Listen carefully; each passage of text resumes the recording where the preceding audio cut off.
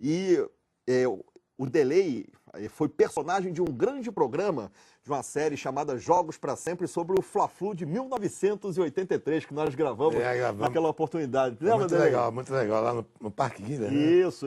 Muito legal. E aquele jogo foi marcante mesmo, né, Delay? Principalmente para aquela trajetória do Fluminense, né? Foi o início de tudo, né? Como eu te disse daquela época, foi importante, porque se aquela equipe não consegue aquele campeonato, eu não sei se ela ia conseguir ter uma continuidade. Então foi importante por isso, né?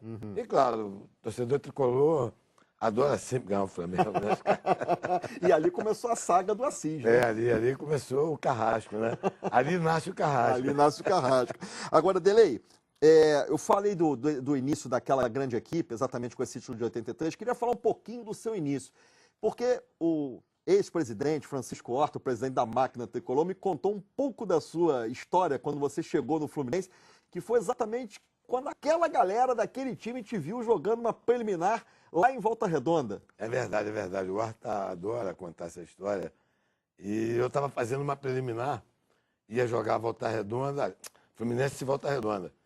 E o Pintinho, o PC, o Gil, e o Artuzinho também, tinha uma galera, o Rivelino. Aí o pessoal me viu jogando e falou, tem um cabeçudinho ali, dá uma olhadinha ali. Você tinha? 15 anos, Olha 15. só. E foi legal, Serginho, porque eu me lembro bem, eu nunca tive cãibra quando jogava. E nesse dia me deu assim uma sensação de que ia rolar, né? Eu acabei saindo, faltando 3, 4 minutos. E daqui a pouco eu vi aquela correria e eu pensei comigo, falei, poxa, nunca consegui dar uma entrevista na rádio, né, cara? Daqui a pouco aquele monte de microfone em cima de mim. Aí eu falei, meu pai morreu, não é possível. Mas aí já era para fazer o convite, né? O Bosco, era o... Domingo Bosco era o supervisor da época. Deixou um cartãozinho.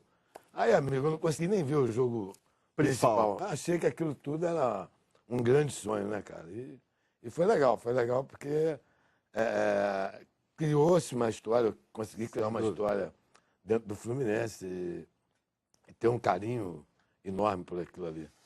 Outro detalhe, na verdade, que isso é realmente um detalhe que eu não sabia, é que você chegou a fazer teste anteriormente para o Flamengo. É verdade. E por que não ficou? Porque eu tremi muito.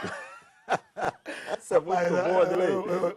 Eu, quando cheguei, outro dia eu brinquei com o Carlos Alberto Pintinho, que eu brinquei com ele, que era uma coisa séria. Eu queria ser uma mistura de Pintinho e Geraldo. Né? Que eram dois caras assim, que eu amicíssimos também, né? Inclusive, depois, muito amigos os dois, né? E quando eu cheguei na Gávea, que eu olhei, que eu vi o Geraldo, cara, imagina aquele moleque matuto, a perna tremeu, entendeu? E eu acabei não ficando no Flamengo. Quer dizer, 2 anos depois, eu fui parar no Fluminense, né? E era de uma família de vascaínos. Olha só. Até tem um lance também muito gozado, que esse jogo foi numa terça-feira. No dia seguinte, eu tenho um irmão que teve paralisia infantil, eu me lembro que ele estava com gesso até aqui no peito, e bate na minha porta lá. Né? Eu achando aquilo tudo aí num sonho. Era um emissário do Vasco, querendo que eu fosse pro Vasco. Acho que o Ademir, né? O Ademir Queixada. Ademir Queixada. Era comentarista, né? Um dos maiores centroavantes da história do futebol brasileiro. Acho que ele comunicou o Agatino, o pessoal do Vasco, tem um garoto aqui, não sei o quê.